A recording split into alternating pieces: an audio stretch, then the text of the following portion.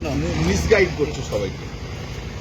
প্রথমত হচ্ছে ওরা ওর চিঠি দিয়েছিল যে এনসিপিআই মধ্যে ওরা রয়েছে, ঠিক আছে, স্পিকারের কাছে রয়েছে, এবং এনসিপিআই যে একটা এনডিএ শরিক সেটাও এনসিপিআই নেতারা বুঝিয়েছে।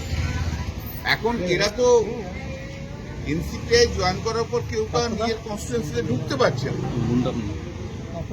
ঠিক আছে। এরা সবাই ভোট নিয়েছে, আর মুর্শিদাবাদে তো 65% মুসলমান ভোটার, তাদের সঙ্গে বেইমানি করা হয়েছে। তো সেই বেইমানি করার জন্য এখন একটা ধামাচাপা দেওয়ার মতো কথাবার্তা বলছে।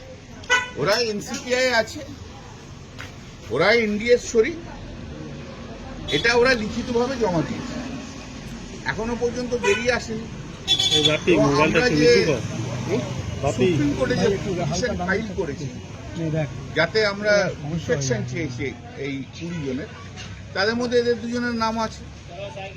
এরা ভুল বোঝানোর চেষ্টা করছে যে যেমন যেমন ট্রাইব্যুনাল বিভিন্ন জায়গায় করতে হবে, এটা তো হবেই না, সুপ্রিম কোর্টের নির্দেশে এক জায়গাতেই হবে। শুভেন্দু অধিকারী ভুল বোঝানোর চেষ্টা করছে, মাত্র 7 লক্ষ অ্যাপ্লাই করেছে, এটাও ভুল। সুপ্রিম কোর্টে তো রিপোর্ট দিয়েছে যে 32 লক্ষ অ্যাপ্লাই করেছে, এসব ভুল বোঝানোর চেষ্টা করছে। এখন যাদেরকে শুক্রবারিয়া বলে বলল তাদেরকেই তারাই এখন শুভেন্দু অধিকারীর কাছে বারবার দৌড়চ্ছে। এদের তো লাজ লজ্জা বলে কিছু নেই, দোকান কাটা একদম 20 জন, দোকান কাটা। ব্রেকফাস্ট সেকফাস্ট সব হয়ে গেছে, এখন শুধু বাকি আছে ট্রাম্পের কাছে যাওয়া। ওটাও প্রধানমন্ত্রী অ্যারেঞ্জমেন্ট করে দেবে ওদের, বলে এখানে হলে এবার একটু ট্রাম্পের কাছে যাও। তো ট্রাম্পের কাছে যে একটু ডিনার করবে, একটু ব্রেকফাস্ট করবে 20 জন, আর ওদেরকে শুভেন্দু অধিকারী ফ্লাইটে চাপিয়ে দিয়ে আসবে, এইটুকুই বাকি আছে, আর সব হয়ে গেছে।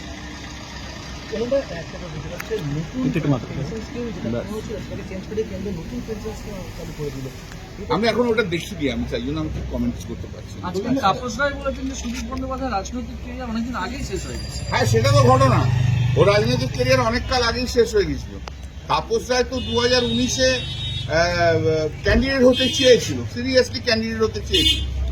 তখন তো তাপস রায়কে ক্যান্ডিডেট করা হয়নি, সুদীপদাকে দেওয়া হয়েছিল। তো তার জন্য তাপস রায় বেরিয়ে চলে গেছিল, এবং 2024-এও একটা বড় প্রশ্ন উঠেছিল সুদীপ বন্দ্যোপাধ্যায়কে নিয়ে, যে ওকে ক্যান্ডিডেট করা হওয়া উচিত না, যথেষ্ট বয়স হয়ে গেছে, হাঁটতে চলতে পারে না। তা সত্ত্বেও করেছিলেন, দিদি করেছিলেন তাকে ক্যান্ডিডেট।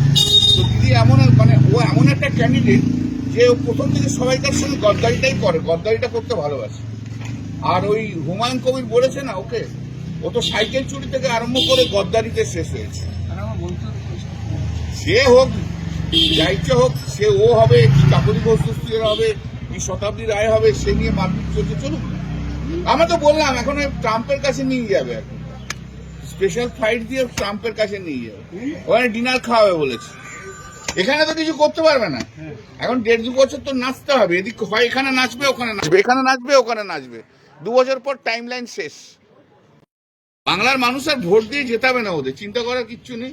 1.5-2 বছর একটু লিপস্টিক ফিপস্টিক, কেউ কেউ ভালো লিপস্টিক মাখবে, ফেস পাউডার দেবে, সাজে কত সাজা গোজাটা বেড়ে গেছে দেখেছো 2-1 জনের, নাম আর বলছি না, ঠিক আছে। যে বলেছিল যে এই যে সায়নী ঘোষ কি একটা গালাগাল দিয়েছিল শুভেন্দু অধিকারীকে, বলেছিল ওর নাম করলেই সারাদিন খারাপ হয়ে যাবে, সেও চলে যাচ্ছে শুভেন্দু অধিকারীর কাছে। যে আর কি করবে, শুধু বলছে কনস্টিটিউয়েন্সি ডেভেলপমেন্ট। আরে কনস্টিটিউয়েন্সিটাই তো চিনলি না 2.5 বছরে, ভূগোলটাই তো জানলো না।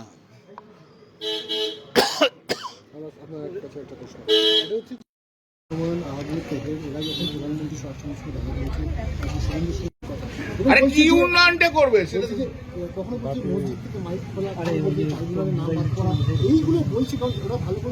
শোনো, ট্রাইব্যুনালটা সুপ্রিম কোর্ট ঠিক করে দিয়েছে, এটা নরেন্দ্র মোদীও ঠিক করতে পারবে না, আর এটাও ঠিক করতে পারবে না। অ্যাপ্লিকেশন অ্যাপিল যা ফাইল করার তাদের জন্য সুপ্রিম কোর্ট 15 দিন টাইম দিয়েছিল, সেই সময় সে টাইম কবে পেরিয়ে গেছে, সেই টাইম লাইন কেউ চেঞ্জ করতে পারবে না। এসব নাটক করছে, এই দুজনের নাম বলে না, এরা দুজন নাটক। ঢুকতে পারছে না মুর্শিদাবাদে, ভাই সকাল থেকে আমার কাছে মুর্শিদাবাদে অনেক লোক এসেছিল, দাদা কবে যাবে কবে যাবে করে। মুর্শিদাবাদে ঢুকতে পারছে না, বাড়ি থেকে বেরোতে পারছে না।